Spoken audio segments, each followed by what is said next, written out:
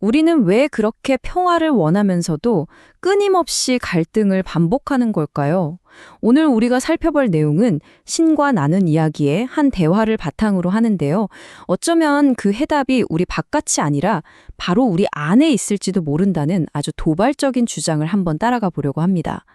인류 평화를 가로막는 가장 큰 장애물, 바로 우리 자신의 믿음에 대한 이야기입니다. 네, 바로 이 절박한 질문에서 모든 게 시작되는 거죠.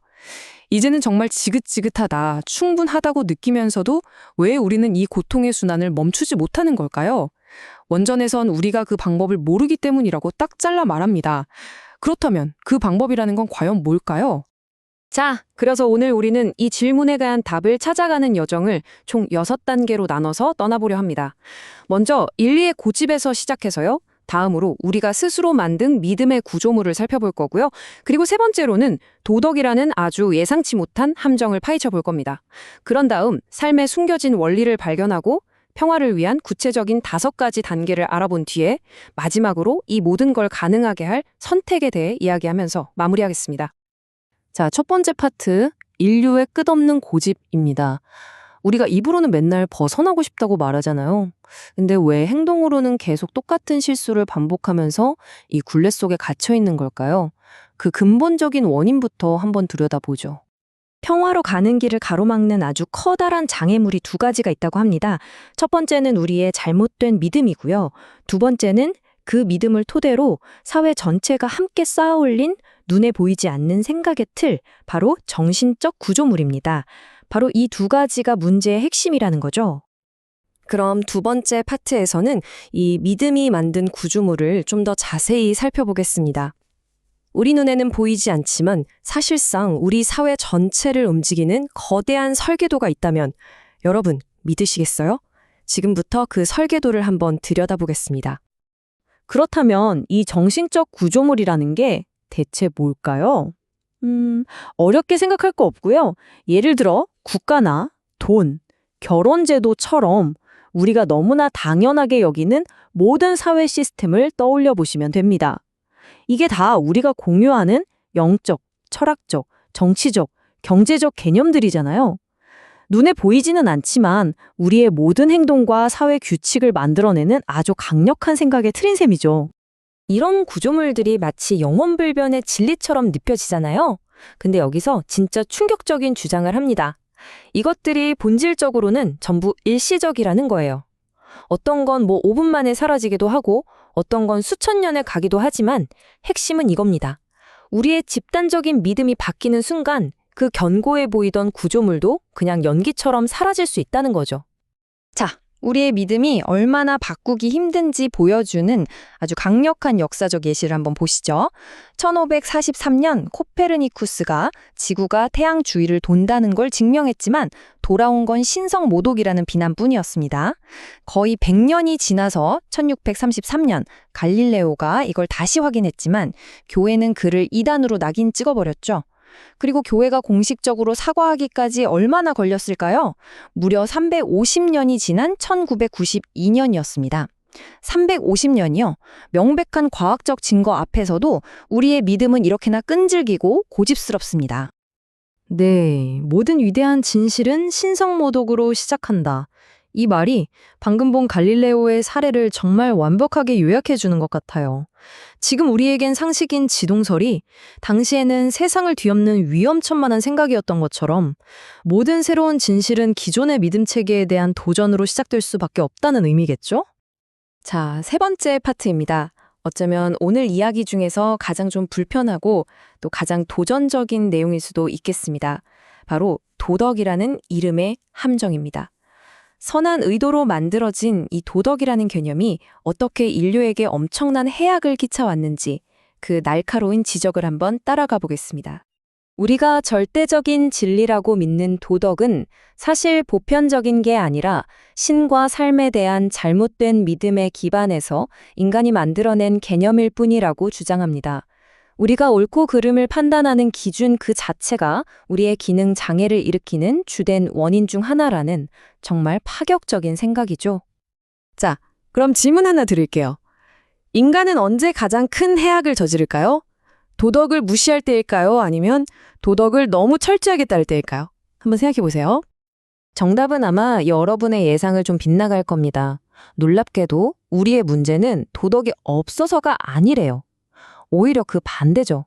우리가 너무나 경직되게 따르는 변하지 않는 도덕 때문이라고 합니다.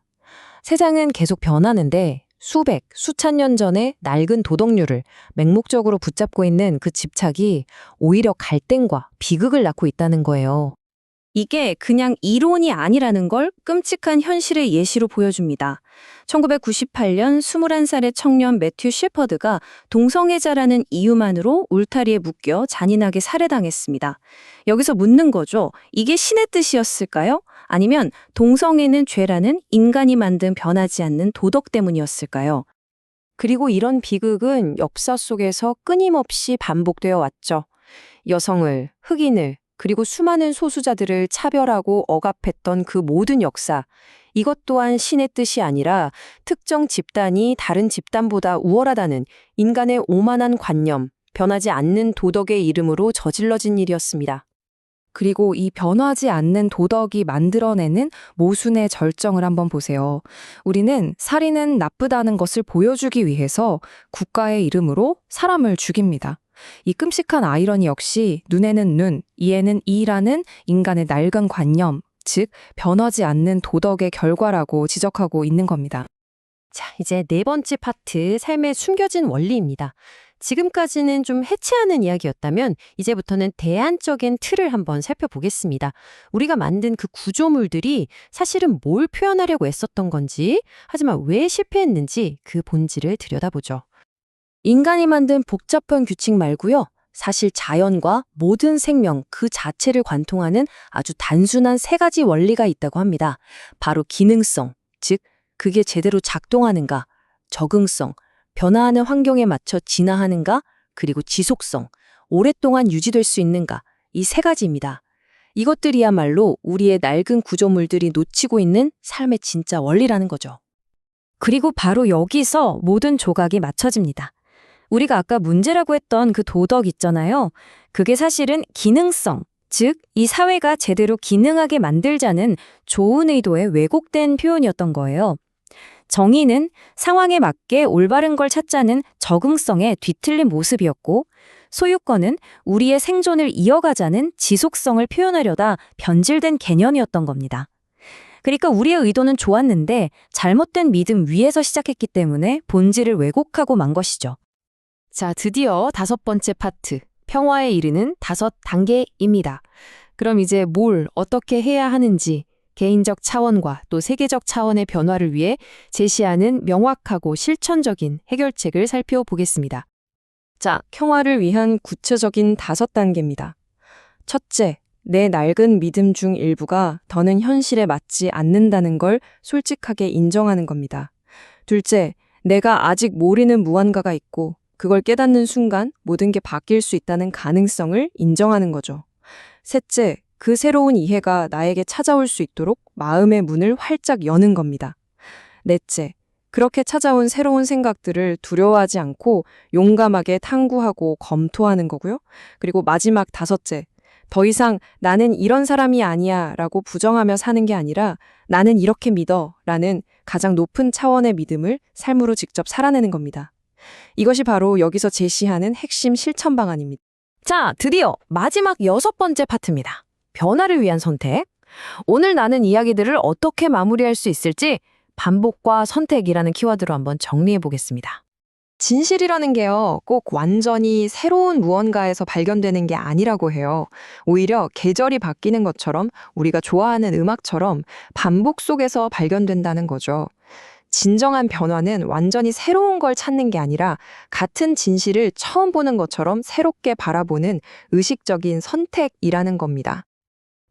그래서 오늘의 이야기는 이 마지막 질문 하나를 우리 모두에게 던지면서 끝을 맺습니다. 당신은 진실로 세상이 변하길 소망하는가? 이 질문에 대한 답은 다른 누구도 아닌 오직 여러분 자신의 선택에 달려 있겠죠.